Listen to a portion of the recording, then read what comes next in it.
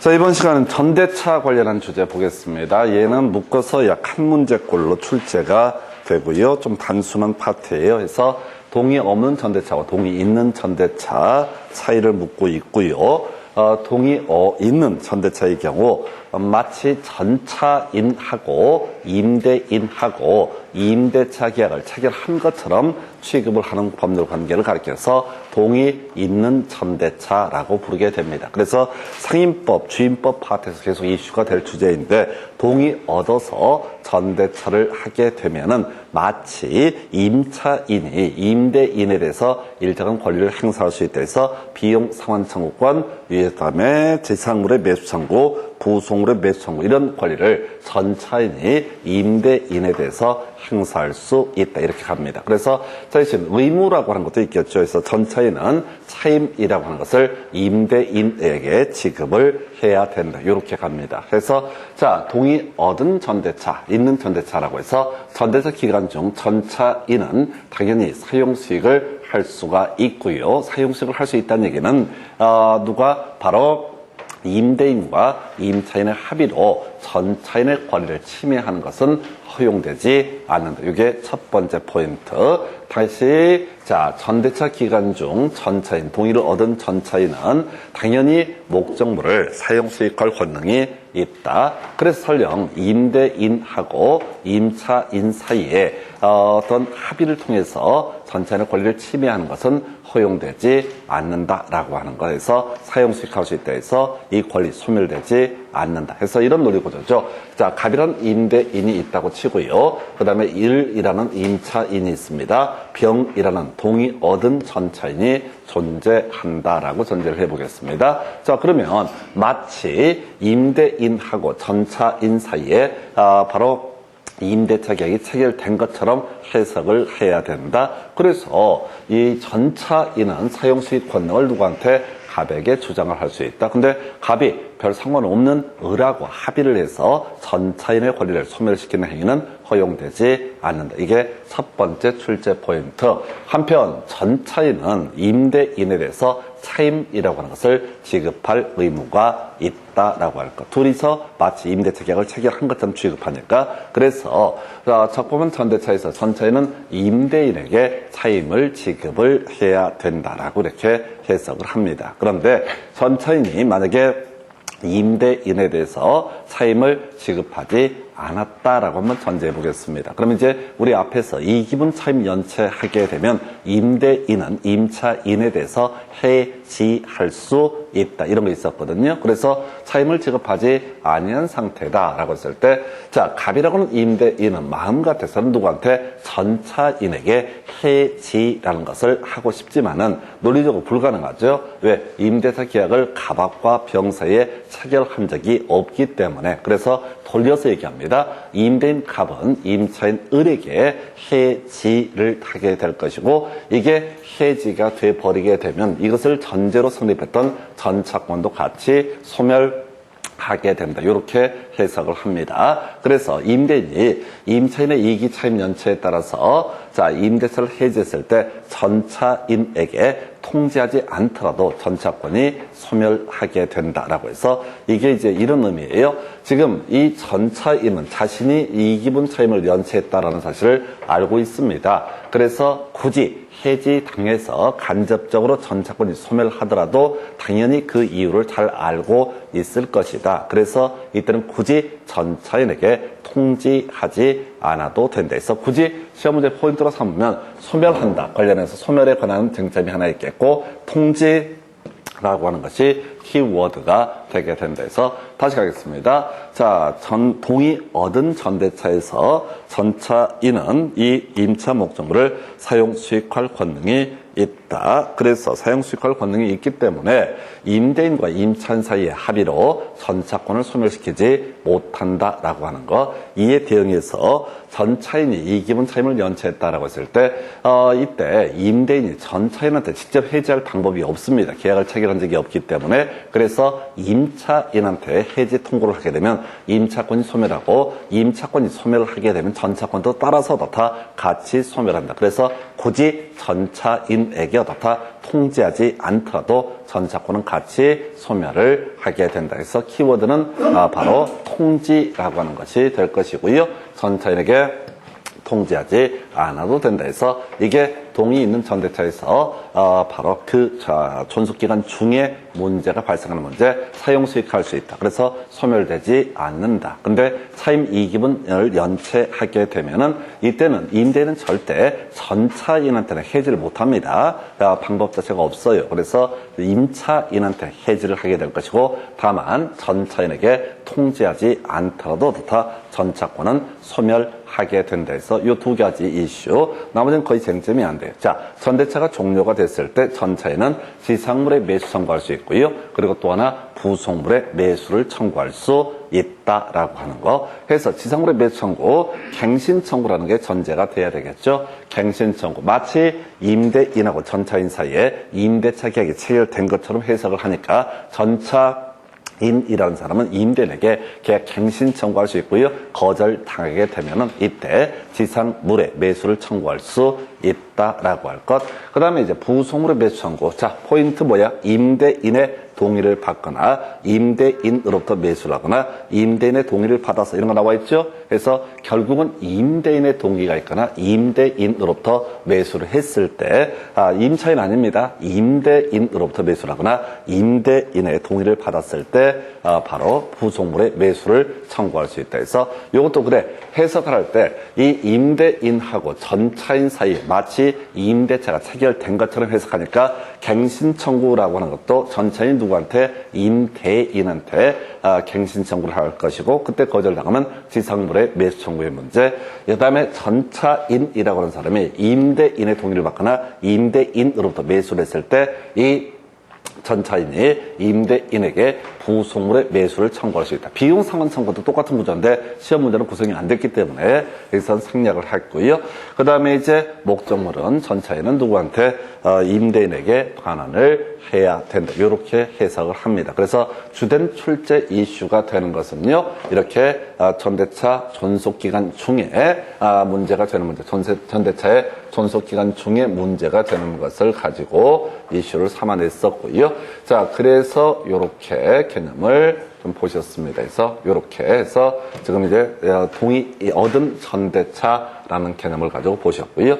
그 다음에 이제 검토 드리게 될 주제가 동의 없는 전대차라는 주제에 대해서 살펴보도록 하겠습니다.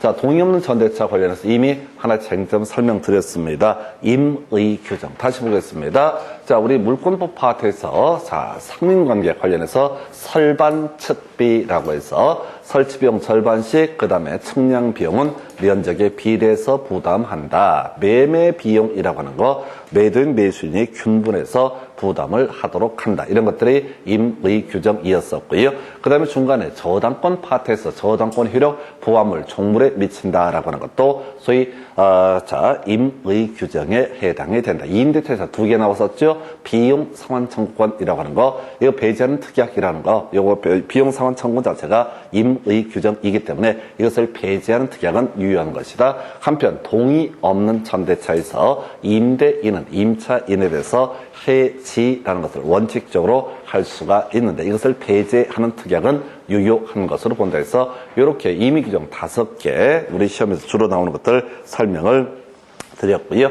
다시 돌아가서 이제 동의 없는 전대차에서 임대인하고요. 그 다음에 전차인은 아무 관계가 없습니다. 기본적으로 아무런 관계가 없다. 그래서 임대인이 전차인 보고 뭐라고 얘기를 할 수도 없고요. 기본칙적으로 전차인이 임대인 보고 뭐라고 얘기를 할 수도 없다. 이게 기본 논리 구조가 되겠습니다. 그래서 동의 없는 전대차는 기본 틀이 뭐라고요? 아무 관계가 없다. 임대인하고 전차인하고 아무 관계가 발생하지 않는다. 이렇게 해석을 해야 됩니다. 그래서 자, 일단 전대차 효력 등 관련해서 자, 가볼까요? 임대인의 동의 없는 전대차 계약은 유효하다. 이것도 한번 답이 됐었죠. 그래서 우리 앞에서 매매 관련해서 공부할 때 그런 얘기를 했습니다. 타인 권리의 매매라고 하는 거, 매매 계약 그 자체는 어떻다? 유효한 것이 되게 된다. 해서 다시 한번 기본 개념 한번 체크를 해볼까요? 자, X 물건이 예를 들어서 병 소유가 되게 됩니다. 그런데 갑이 이 X 물건을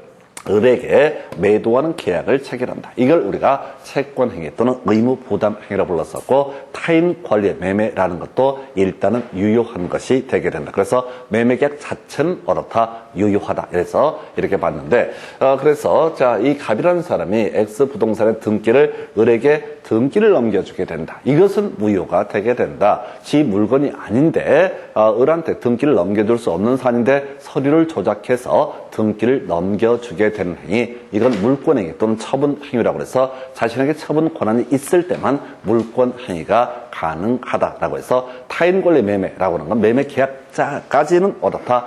매매 계약 자체가 낙성 계약에 불과하다라고 했으니까 지금 의사의 합치만 있으면 그 계약은 유효하게 성립하게 된다. 그래서 타인 권리 매매가 유효한 것이었었고요. 그러나 물권행위에 아예 등기를 서류를 조작해서 을 명의로 넘겨준 행위는 뭐가 된다? 무효가 되게 된다라고 이렇게 설명을 드린 바가 있습니다. 똑같은 논리구조야. 동의 없는 전대차라고 하는 거. 자, 일단은 타인의 물건을 매매하는 것도 유효했기 때문에 동의 없는 전대차도 일단은 그 전대차 계약 자체는 어떻다? 유효하다. 이렇게 가야 되죠. 그래서 해석을 하게 되면 논리구조가 이렇게 가는 거죠. 임대인이 있다고 치고요. 그 다음에 임차인도 존재하게 됩니다. 그래서 유효하게 임대차 계약이 성립이 된 사안이다 라고 이렇게 전제를 해보겠습니다. 갑이라는 사람이 있게 될 것이고요. 갑이라는 사람이 있게 될 것이고, 그 다음에 을이라는 사람과 임대차 계약을 체결했다.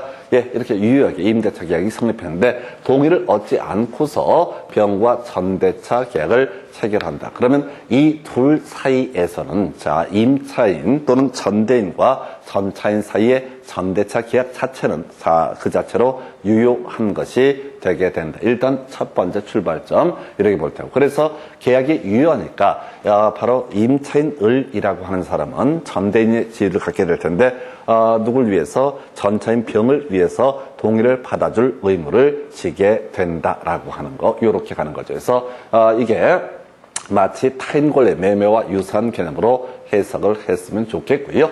자, 두 번째, 해지할 수 있을 것이냐라고 했을 때 원칙은 임대인은 이 임차인 을이 자신의 동의를 받지 않고 전대차 계약을 체결하면 이 임대차 계약 자체를 어떻게 할 수 있다? 해지할 수 있다. 임대차 계약을 해지해 버리게 되면 뒤에 있는 사람도 다 남의 땅을 이용하는 꼴이 되니까 지금 다른 문제를 이런 식으로 이제 해결을 할 수 있습니다. 그런데 실제 이게 이제 동의 없이 전대차를 하거나 임차권을 양도하는 경우 임대인이 해지를 할 수 있다라고 하는 이 조항이라고 하는 것은 소위 임의 규정에 해당이 된다. 그래서 임대차 계약을 체결할 때 동의 없는 전대차에 대해서 해지를 하지 않도록 약정을 맺을 수가 있다. 그럼 그 약정은 뭐가 된다? 유효한 것이 된다. 그래서 아까 우리 비이용 상환청구를 배제하는 특약이라는 것도 유효한 것이 되게 될 것이고, 지금 이제 동의 없는 전대차에서 또는 임차권 양도에 대해서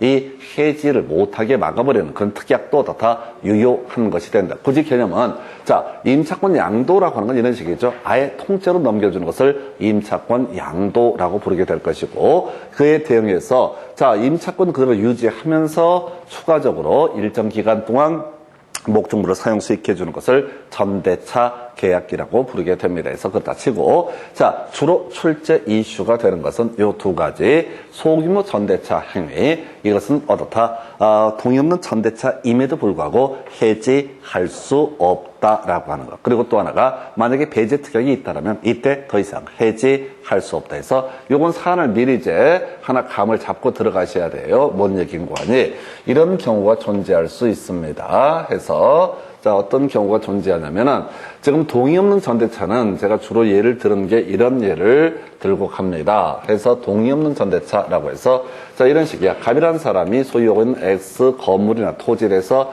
을이 임대차 계약을 체결을 하게 됩니다. 그래서 이게 이제 장사 잘하시는 분들은 대부분 그런 식입니다. 그래서 식당을 열어. 그래서 가게를 반짝 튀어. 그래서 소위 맛집으로 소문을 내게 만들어. 그리고 나서 여기서 계속 장사를 하면 하수고요. 선수들은 어떻게 하냐면 이 X 부동산에 대해서, X 건물에 대해서 병이란 사람한테 전대차 계약 등을 체결하거나 임차권 양도해서 권리금 받고 싹 빠져버리는 거야. 그럼 만약에 갑과 을 사이에 X 건물에 대한 임대차 계약 10년으로 예를 들어 존속기간을 정하면서 임대차 계약을 체결합니다. 그러면서 을이 얘기하는 거야. 내가 전 재산을 가지고 이게 이제 이 업에 뛰어들었는데 혹시 망할지도 모르니까 한 2년 더 망해버리면은 차익만 계속 내면 내가 힘들어지니까 다른 사람에게 어떻게 하겠다? 지금 임차권을 양도하거나 전대차를 할 수 있게 허락을 해달라. 그래야지 내가 한 10년 정도 계획을 세우고 망할 경우까지 대비를 하겠다라고 개뻥을 쳐. 이 사람 자신 넘치는데 사업할 때 망할 거라고 누가 예상을 해. 자기는 성공할 거라고 생각하지. 그래서 이게 10년의 임대차 계약을 체결하면서 이렇게 설령 동의 없이 전대차를 하더라도 어떻다? 이것을 해지하지 않겠다라는 해지권을 배제하겠다는 특약을 맺고 나서 어떻다고요? 이 건물에서 식당을 합니다. 그리고 나서 장사가 잘 되면 어떻게? 자, 다른 사람들 팔고 자기는 튀어버리는 거예요. 예를 들어서 2년에서 바짝 돈 벌었어. 그리고 권리금 받고 얘한테 넘기면서 8년 동안 전대차 계약을 체결을 하게 된다. 그래서 이렇게 배제 특약이 있는 경우에는 임대인은 그럼에도 불구하고 민법 조항이 임의 규정에 불과하기 때문에 이 배제 특약이 유효하니까 이때는 바로 자 해지권 행사할 수 없다라고 이런 식의 논리 구조가 배제 특약과 관련되어 있는 부분이 되겠습니다. 그래서 자 동의 없는 전대차에 대해서 임대인의 해지권을 배제하는 특약은 유효한 것이 될 것이고 그 다음에 이 배제 특약이 유효하던 전제에서 임대인은 임대차 자 동의 없는 전대차를 하더라도 해지할 수 없다. 요거 하나 쟁점될 테고요. 그리고 또 하나 소규모 전대차 이게 이제 저런 경우죠. 자 내가 중개업을 하겠습니다라고 임차인이 중개업소를 차리겠다고 해서 임대차 계약을 체결합니다. 그리고 나서 어떤 이유가 있어서 그 중개업소 안에 조그맣게 테이크아웃 전문점 커피 같은 걸 이제 파는 공간을 만들어. 근데 관련 법에 따르면 따로 이 임대차 계약 등 자 사용 수익 권능이 있어야 된다. 근데 이 사람이 이제 자기가 직접 그 테이크아웃 전문점을 운영하는 게 아니라 뭐 자신의 부인이나 남편한테 그걸 담당을 시키는 거예요. 그러면 다시 전대차라는 형식을 취하게 될 것이다. 이런 게 소위 이름하여 소규모 전대차에 해당이 되게 될 것이고 이런 소규모 전대차 같은 경우는 소위 해지권이 허용되지 않는다라고 해서 임차인은 무단 전대가 임대인에 대한 배신적 행위가 아니라고 전제가 됐을 때 이때는 임대인은 동의 없는 전대차임에도 불구하고 해지권 행사할 수 없다라고 해서 거의 문제의 핵심 축은요. 원칙적으로 다 해지할 수 있다. 예외적으로. 자, 다만 현실적으로 시험용으로 접근할 때는 바로 배제 특약이 있거나 무단 전대 또 배신적 행위가 아니라고 한다면 동의 없는 전대차임에도 불구하고 다 해지할 수 없다. 이렇게 얘기를 합니다. 해서 이렇게 보고요. 자, 원칙과 관련해서 해지할 수 있다고 전제가 됐을 때 해지를 하지 않게 되면 그냥 이 임대인의 경우는 차임을 지금 잘 받고 있는 그런 상태에 해당이 되게 됩니다. 그러니까 따로 얘기할 게 있다 없다 전혀 할 얘기가 없다. 전차인에 대해서 뭐라고 말할 건덕지가 없다 해서 임대인은 전차인의 불법 점유를 이유로 한 손해배상 청구, 부당이득 환원 청구, 전차인에 대해서 다 행사할 수 없다. 왜? 임차인한테 차임을 잘 받고 있으니까 별 문제가 되지 않을 것이고요.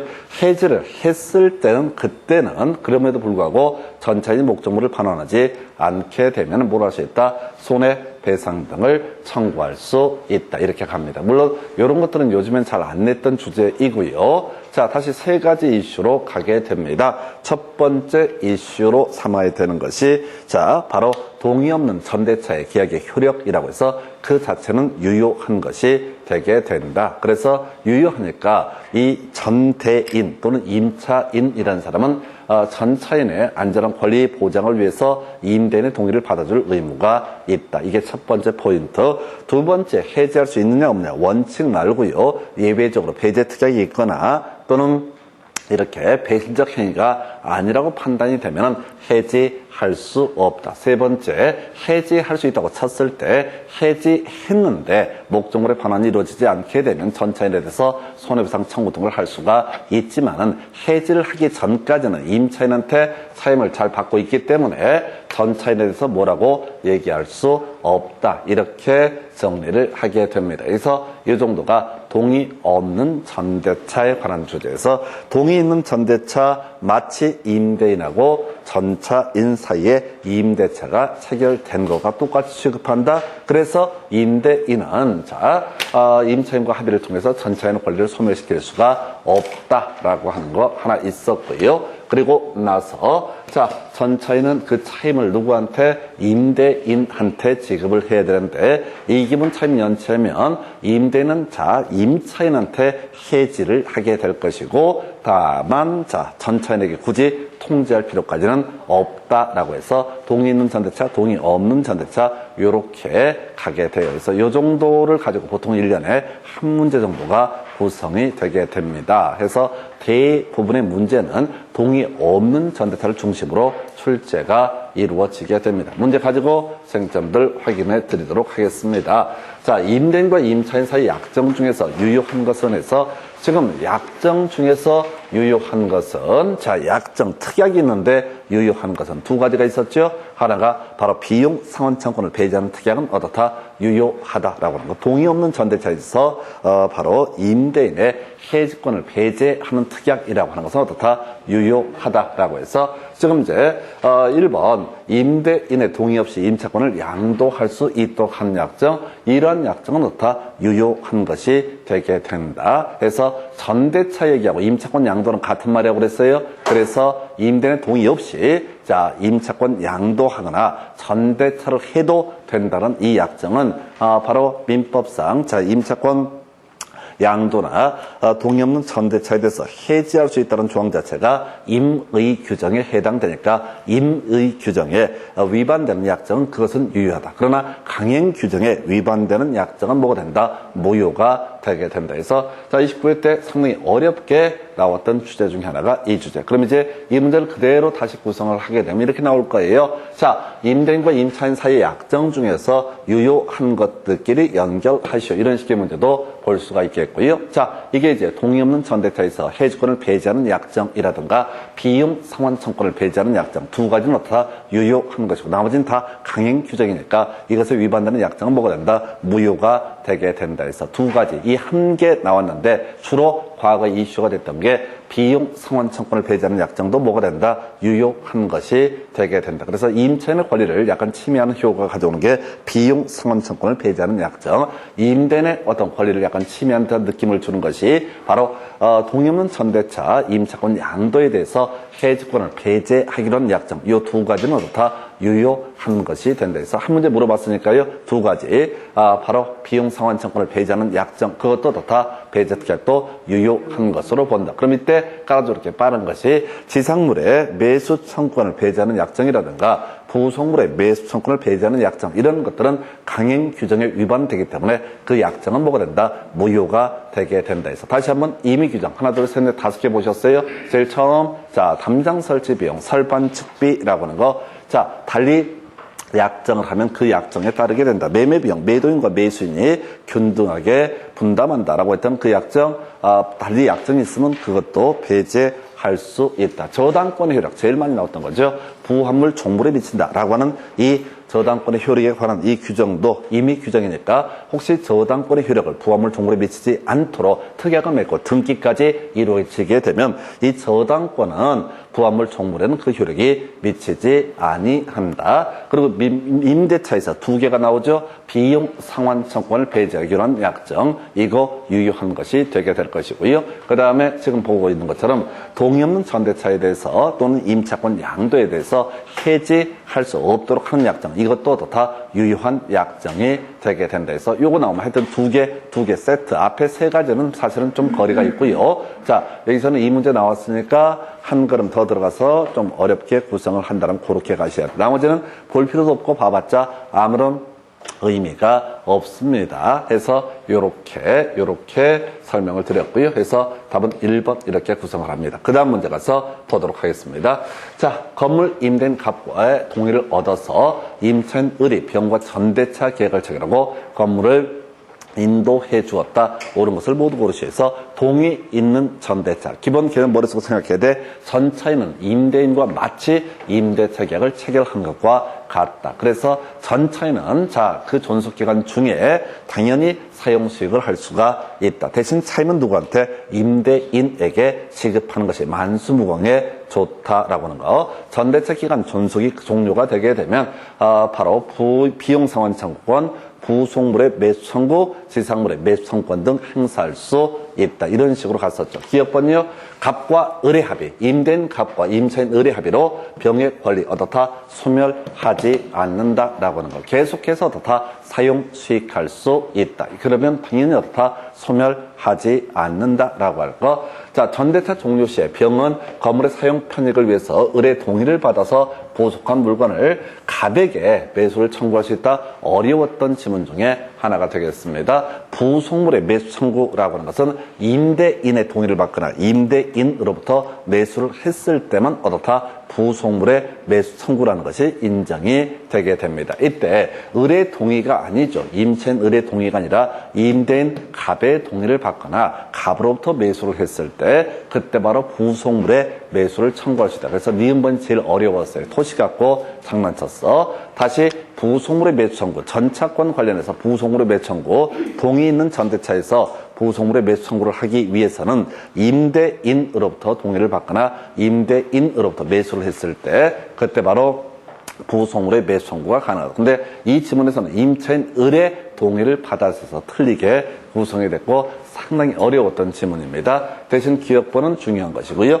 자, 그 다음에 이제 임대차와 전대차 기간이 모두 만료가 됐을 때 병이라고 하는 사람은 건물을 갑에게 직접 명도에다 을에 대한 명도 의무를 면하지 못한다. 틀리게 구성이 됐죠. 그래서 자, 동의 얻은 전대차에서는 임대인 갑하고 전차인 병 사이에 임대차 계약이 체결된 것과 똑같은 것으로 취급을 합니다. 그래서 전차인 병이라는 사람은 누구한테? 임대인 갑에게 지금 전대차가 종료가 됐을 때 목적물을 인도해 주면 좋은 것이지 굳이 누구한테 을에 대해서 또 건물을 인도해 줄 의무를 지지는 않는다. 그래서 명도, 인도, 넘겨주는 것을 가리켜서 명도 또는 인도라고 부르게 됩니다. 해서 자, 요걸 틀리게 구성이 됐고요. 자, 그 다음에 을의 차임 연체액이 2기에 달해서 갑이 임대차 계약을 해지했을 때 갑은 병에 대해서 통지 없이도 해지로서 대항할 수 있다. 자, 이건 지금 을이 2기분 차임을 연체했다고 되어 있는데 사실은 누가 연체한 거야? 병이 차임을 연체한 사안이 되겠습니다. 전차인 병이 연체했다고 다시요. 지금 갑이 임대인이고 그 다음에 을이 임차인이고 병이 뭐가 된다? 전차인. 근데 동의 얻은 전대차다. 그러면 차임은 누가 누구한테 지급해야 돼? 병이 갑에게 지급을 해야 된다. 근데 2기분 차임을 연체를 했다고요. 표현은 을이 차임을 연체했다고 얘기를 하고 있지만은 실질 본질은 누가 병이 얘한테 차임을 지급하지 아니한 상태다. 그래서 원래대로 마음 같아서는 갑은 병한테 해지라고 하는 것을 하고 싶은데 둘이서 계약을 체결한 적이 없기 때문에 해지를 못해. 그래서 돌려서 누구한테? 을한테 해지를 하게 된다. 그때 누구한테? 병에게 전차인 병이 어떻다? 통지하지 않더라도 병은 이미 알고 있다니까 자기가 차임을 연체했다는 사실을 잘 알고 있으니까 통지하지 않더라도 병에게 당연히 전차권의 소멸을 주장할 수 있다. 그래서 일단 두 가지가 제일 이슈가 되는 거예요. 이 파트에서는 다른 건 몰라도 첫 번째 이슈 동의 얻은 전대차에서 지금 이 병의 권리라고 하는 것은 당연히 전대차 기간 중에는 어떻다? 존속되게 된다. 그래서 제3자가 딴 놈들끼리 뭐 계약을 합의 해지하거나 등등 하더라도 병의 권리는 소멸하지 않는다. 대신 병은 누구한테?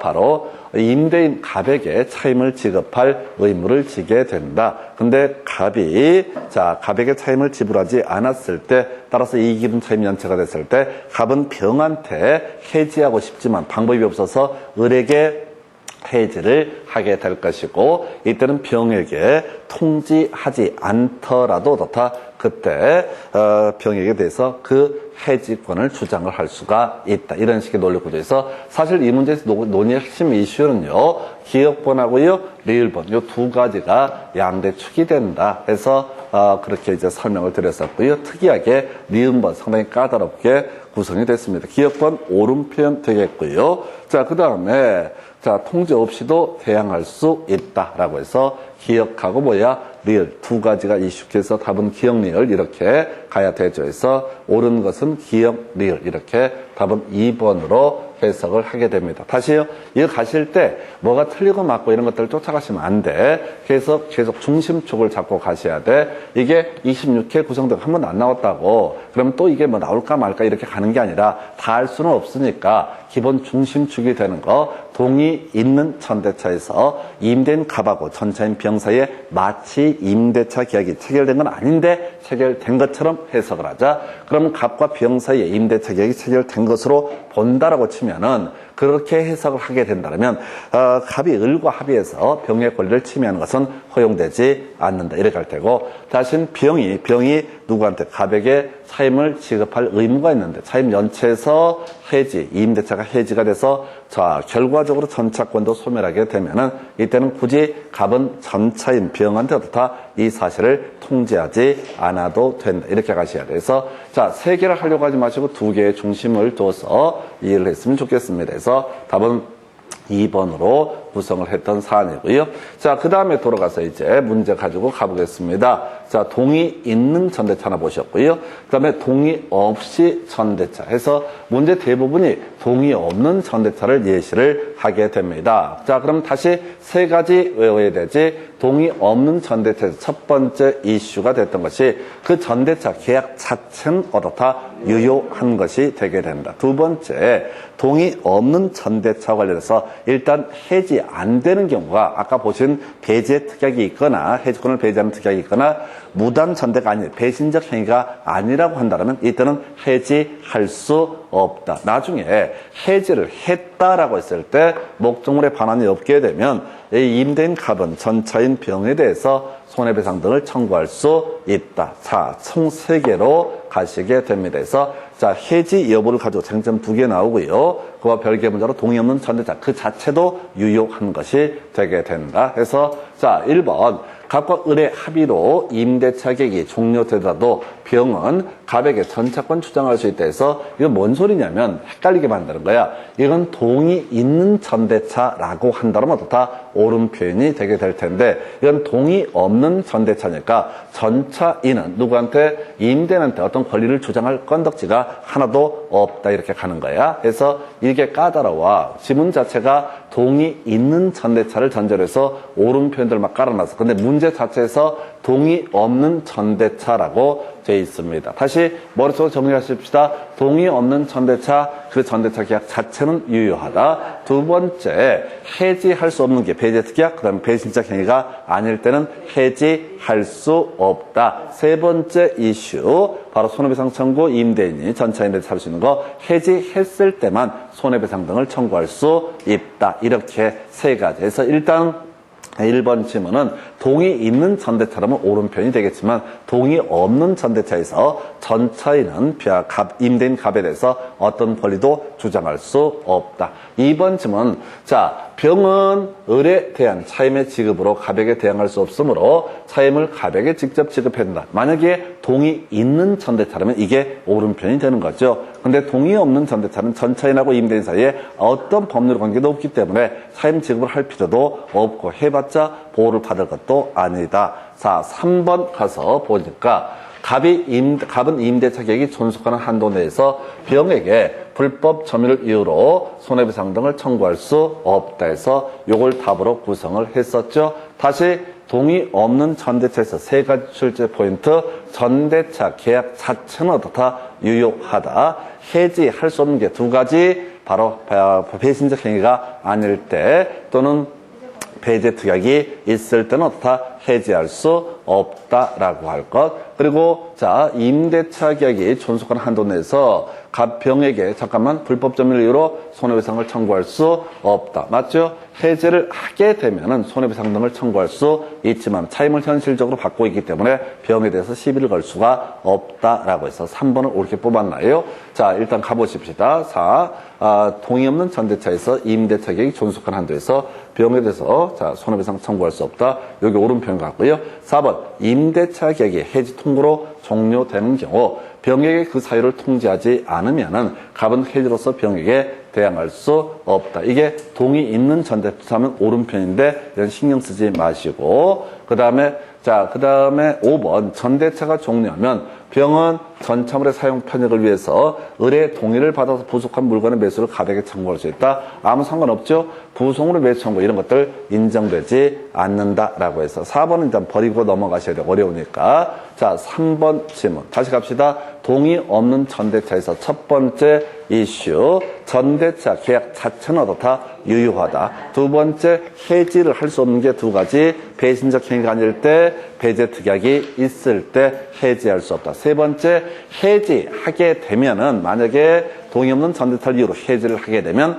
누구한테? 전차인에게 손해배상 등을 청구할 수 있다. 근데 해지를 하지 않고 있으면 임차인한테 차임을 계속 받아먹고 있다는 얘기니까 이때는 어떻다? 바로 전차인에게 손해배상 등을 청구할 수 없다. 그래서 요 3번 질문이 제일 마지막 쟁점을 가지고 구성한 사례 이렇게 보게 됩니다. 그래서 이 문제는 대단히 까다로웠어요. 왜? 문제 구성을 할 때 동의 있는 전대차하고 동의 없는 전대차를 엮어서 구성을 하다 보니까 공부를 해가는 사람 입장에서는 문장을 읽어보다 보면 얘도 익숙한 얘기들로 보이니까 상당히 까다롭게 접근하는 영역이 아닌가 싶습니다. 그래서 답은 3번 이렇게 보셨고요. 그 다음 주제 설명드리겠습니다. 자, 갑은 자신의 X 건물을 을에게 임대했고 을은 갑의 동의 없이 임차권을 병에게 양도하였다라고 해서 틀린 것을 고르시죠. 다시 갑시다. 자, 첫 번째 키워드 전대차. 전대차 자체는 어떻다? 유효하다. 유효하다는 얘기는 동의 받아줄 의무가 있다. 이런 얘기와 연계가 되죠. 두 번째, 해지할 수 있을 것이냐가 쟁점이 되는데 해지할 수 없는 경우 배신적 행위가 아니다. 배신이 아니다. 라면 해지할 수 없다. 그다음에 배제 특약이 있으면 어떻다? 이때도 해지할 수 없다라고 할 것.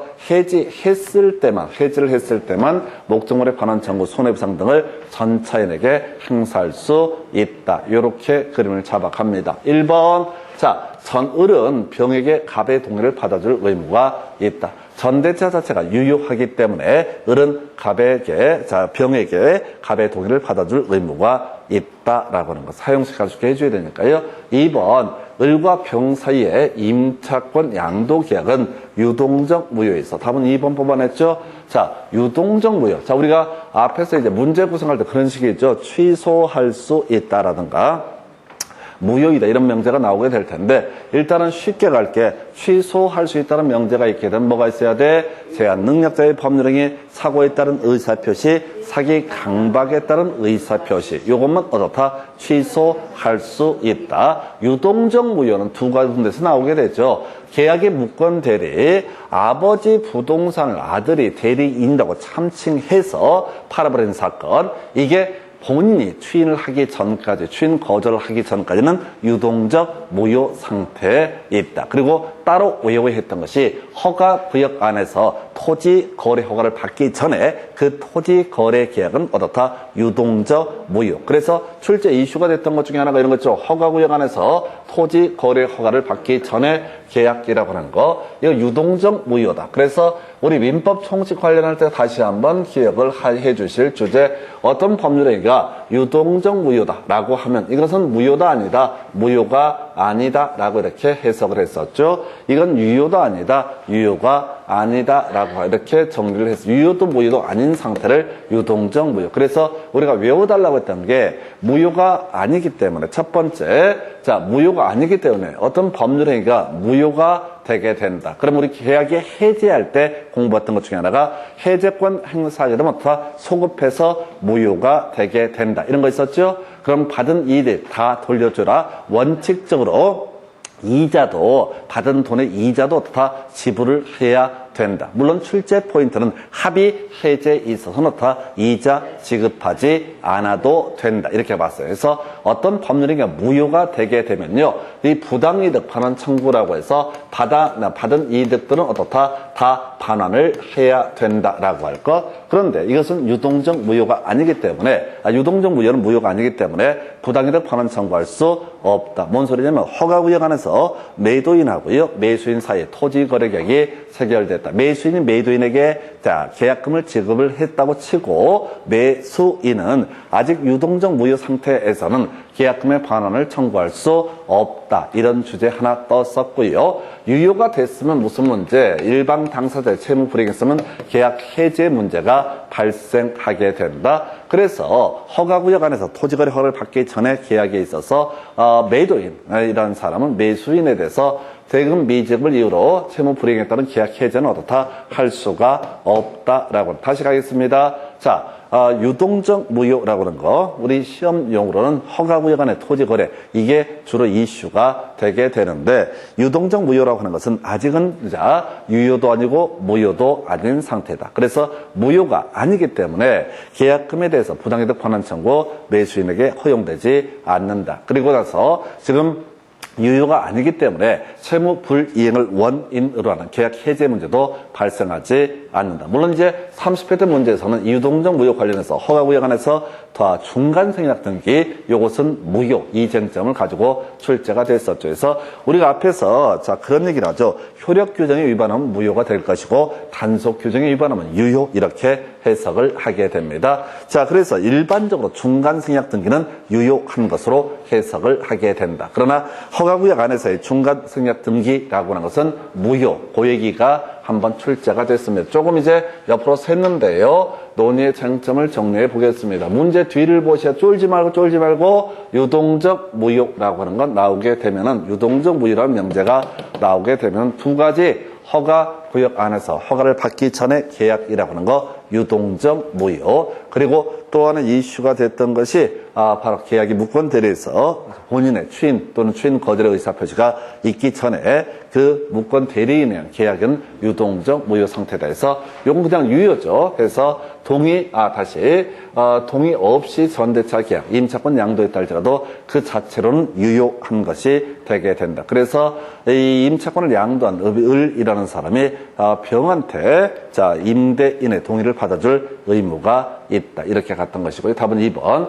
자, 갑은 을에게 차임 지급을 청구할 수 있다. 뭐 당연한 얘기죠. 동의 없는 전대차에서 해지가 되기 전이면 임대인 갑은 임차인 을에게 당연히 바로 차임 지급 청구할 수 있다. 자, 그다음에 만약 병이 을의 배우자이고 X 건물에서 동거하면서 가구점을 경영하고 있다면 끄트머리 해지할 수 없다라고 해서, 이게 이제 소위 판례에서 나왔던 케이스인데요. 배신적 행위가 아닌 케이스, 가구점의 일부에 대해서 임차권 양도 또는 전대차를 통해서 다른 조그만 다른 물건을 팔았거나 이런 경우는 이건 배신적 행위라고 볼 수는 없기 때문에 바로 해지할 수 없다. 자, 만약 을이 갑의 동의를 받아서 임차권을 병에게 양도했다면, 이 을의 연체 차임 의무는 특약이 없는 한 병에게 이전되지 않는다 해서 오른편 구성을 하고 있는데 신경 쓸 거 없어요. 자, 해서 요것도 지문 하나 버리고 가셔야 돼요. 다시 머릿속으로 정리하겠습니다. 그러니까 이런 식이에요. 이 문제를 풀어 가실 때 쟁점 한 3개 정도 딱 정리해 놓고 그걸 그 범주 안에 걸리는 것들만 가지고 문제를 푼다고 생각을 하셔야 되지, 각각 케이스 바이 케이스를 가지고 해석을 해 가시려고 하면 이게 양이 무한대로 늘어가지고요, 정신이 없어져요. 그래서 다시 갑시다. 동의 없는 전대차에서 전대차 그 자체는 어떻다? 유효한 것이 된다. 이게 첫 번째 이슈. 두 번째, 해지할 수 없는 거, 배신적 행위가 아닐 때, 배제 특약이 있을 때, 이때는 해지할 수 없다라고 할 것. 세 번째 이슈가 되게 될 게, 지금 만약에 해지를 한다고 쳤을 때, 해지를 해야만이 전차인에게 손해배상 등을 청구할 수 있다라고 하는, 이렇게 3가지. 그래서 1번, 2번이 소위 이름하여 자 바로 유효에 관한 부분이 되게 될 것이고요. 해지를 하기 전이라고 한다면 자 임대인 값은 여전히 임차인에 대해서 임대차가 유지가 되기 때문에 차임 지급을 청구할 수 있다. 그러나 배신적 행위가 아닌 전차, 임차권 양도나 또는 전대차는 이때는 해지할 수 없다. 그 정도까지는 보겠습니다. 그래서 이렇게 해서요. 이 문제 답은 아까 2번 이렇게 뽑아냈죠. 사실은 이제 만약에 이런 순서로 지문이 배열되어 있으면 2번 보고 나서 혹시 체크되면 더 이상 볼 것도 없이 패스하셔야 되고 지금 계속 느껴야 되는 게 지문 한 개쯤 이상하게 막히는 지문 던져놓고 있다는 거. 그거 기억하셔야 됩니다. 그래서 중간에 앞에 이상한 지문 나와도 절대 열받지 말고 내가 아는 몇 가지 공식에 대입해 본다. 이렇게 접근해 주시는 게 필요합니다. 그 정도가 되겠고요. 그 다음에 이제 검토 드릴 주제. 자, 갑소의 건물을 임차하고 있던 을이 갑의 동의 없이 병에게 전대하였다. 다시 머릿속으로 생각해야 돼. 전대차 자체는 어떻다? 유효하다라고 할 것. 자, 해지할 수 없는 케이스, 특약이 있거나 또는 배신 행위가 아니었을 때는 해지할 수 없다. 해지해야만이 병한테 소위 손해배상 등을 청구할 수 있다라고 해서 1번 특별한 사정이 없는 한 갑은 자 임대차 계약을 해지할 수 없다 해서 이게 전제 깔고 있는 거죠. 뭐 다른 특약이 없고 이러면 이때는 해지할 수 있다. 2번 질문 을은 병에게 건물을 인도해서 병이 사용 수익하도록 할 의무가 있다. 왜? 자, 동의 없는 전대차 계약도 그 자체로는 어떻다? 유효한 것이니까 이 을이라는 사람 당연히 병한테 사용식을 하게 할 의무가 있고요. 자, 또 갑의 동의도 받아줄 의무가 있다. 이렇게 갑니다. 3번 을과 병의 전대차 계약에도 불구하고 갑과 을의 임대차 관계는 소멸하지 않는다. 해서 갑이 굳이 해지를 하지 않는 이상 어떻다? 임대차가 소멸하는 것은 아니다. 가만히 있으면 어떻다고? 그대로 흘러가는 거죠. 그 다음에 4번 임대차 계약이 존속하는 동안 갑은 병에게 손해배상을 청구할 수 없다. 맞죠? 해지했을 때만 병한테 손해배상 돌려달라고 주장할 수 있다. 자, 끄트머리 임대차 계약을 해지할 수 있다 해서 을이 X 건물의 소 부분을 병에게 사용케 한 경우 갑은 이를 이유로 해지할 수 있다. 틀렸죠? 이게 배신적 행위가 아니라고 한다면 소 부분 조금 떼내서 임대차를 해줬다. 이게 이제 판례 지문 끌고 들어온 건데 결국은 가구점을 경영하고 있는 동거하고 있는 사람에게 이 케이스하고 지금 지문에서 소 부분이라고 하는 것은 소위 배신적 행위라고는 볼 수가 없다. 그래서 이때는 어떻다? 해지할 수 없다. 이렇게 가야 되죠. 소 부분일 경우는 어떻다? 해지할 수 없다. 그래서 답은 5번으로 구성을 하게 됩니다. 그래서 이렇게 보셨고 바로 다음 문제 가서 확인을 해볼까요? 해서 자, 갑 소유의 X 토지를 건물 소유 목적으로 임차한 을이 갑의 동의 없이 병에게 전대했다. 해서 자, 임대인은 갑이 될 테고 임차인은 을이 될 테고 을이 병한테 동의를 받지 않고 전대를 하게 된다. 다시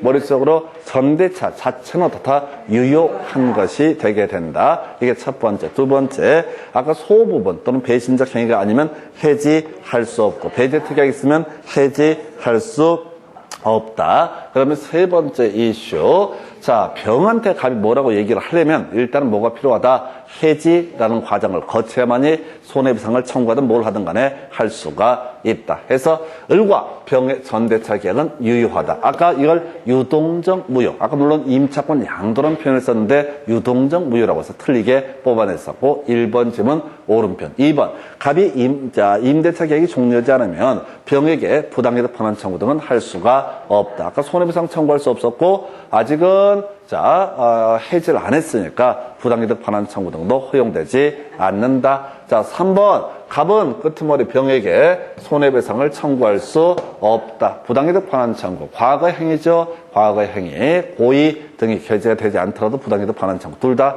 2번, 3번 같은 얘기를 하고 있는 것이고요. 4번 만약 을이 이 토지에 신축한 건물의 보존 느끼를 마친 경우 정의 액토지 소유권을 취득했다면 을은 정에게 건물 매수청권 행사할 수 없다. 이걸 틀리게 뽑아냈죠. 그래서 이런 얘기를 하는 거죠. 이게 좀 짜증나는 문제야. 건물에 대해서 우리 앞에서 대항력이라고 하는 것은 임차권 등기를 해도 어떻다? 대항력이 발생하게 되는 것이고 그 다음에 지금 건물에 대해서 소유권 보존 등기를 해도 어떻다? 대항력이 발생하게 된다. 해서 대항력이 발생하게 되면은 현재 임대인 말고 임대인의 양수인에 대해서도 부속자 지상물의 매수 청구권 등을 어떻다 행사할 수 있다. 그래서 얘는 동의 없는 전대차 얘기하다가 갑자기 뜬금없이 이렇게 갑니다. 자, 병한테 병이 아니라 얘가 정의되는구나. 자, 지금 을이라는 사람이 이 토지 위에 임차인 을이 건물을 신축을 하게 됩니다. 그리고 건물에 대해서 보존 등기, 소유권 보존 등기를 하게 되면 소위 대항력이 발생하게 되는 것이죠.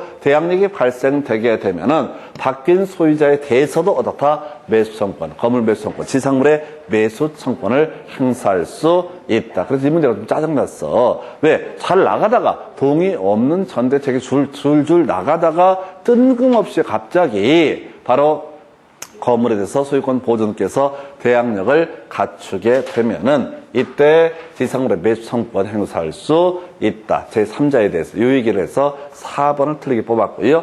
자, 그 다음에 만약 을이 X소재 신축한 건물의 소유권을 임대차 종료 전에 무에게 이전했다면 을의 매수청권은 인정되지 않는다 해서 아까 우리 지상물의 매수청권이든 지상물 매수청권이 제일 문제가 되는데 중간에 지상물의 소유권 자체가 바뀌어버리면 어떻다? 이때는 당연히 지상물 자기 것도 아닌데 사달라고 할 수는 없는 것이죠. 그래서 이 문제는 지금 문제를 보니까 동의 없는 전대차 얘기하다가 갑자기 코스를 좀 바꿔가지고 지상물의 매수 청구라는 좀 특이한 주제로 엮었습니다. 어찌됐든 간에 우리 건물에 대해서 보존 등기를 하게 되면 모두 발생한다고요. 대항력 발생한다. 토지 임대차에 대해서 등기를 하지 않더라도 대항력이 발생하고 대항력이 발생하면 소유자가 바뀌었을 때 바뀐 소유자에 대해서도 바로 지상물의 매수 청구 같은 이런 것을 행사할 수 있다. 이렇게 해석합니다. 해서 자 이렇게 해서 동의 없는 전대차 얘기하다 옆으로 새는 얘기 보셨고요. 해서 이 동의 있는 전대차, 동의 없는 전대차 정리해 보겠습니다. 동의 있는 전대차라고 하는 거 마치 임대인하고 전차인 사이에 임대차 계약이 체결된 것과 유사하게 법률 관계를 해석한다. 그래서 전차인의 권리는 임대인하고 임차인이 합의로 소멸시킬 수가 없었던 것이고요. 한편 이에 대응해서 그런 것도 있었죠. 지금 이제 동의 있는 전대차에서 전차인은 임대인에게 지불을 해야 되고 임대인에게 차임 이익은 연체하게 되면 임대인이 전차인한테는 해지를 못하니까 임차인한테 해지를 하게 된다. 임차인한테 해지하게 되면 굳이 전차인에게 통지하지 않더라도 이 사람의 전차권은 같이 소멸하게 된다. 이 두 가지가 이슈. 두 번째 주제 동의 없는 전대차 세 가지 이슈가 있었죠. 첫 번째 이슈가 전대차 자체는 어떻다? 유효한 것이 되게 된다. 두 번째 이슈가 해지할 수 없는 케이스, 배신행위가 아닐 때 소규모로 그 다음에 또 하나가 배제 특약이 있을 때는 어떻다? 해지할 수 없다. 세 번째, 해지해야만이 전차인 병에게 부당이득 반환 청구 또는 목적물의 반환 청구 등 또는 손해배상 청구 등을 할 수 있다. 임대인이 해지권 행사하기 전까지는 어떻다? 그런 권리 행사할 수 없다. 이렇게 갑니다. 여기까지 보셨고 잠시 끝났다 다음 주제 설명드리겠습니다.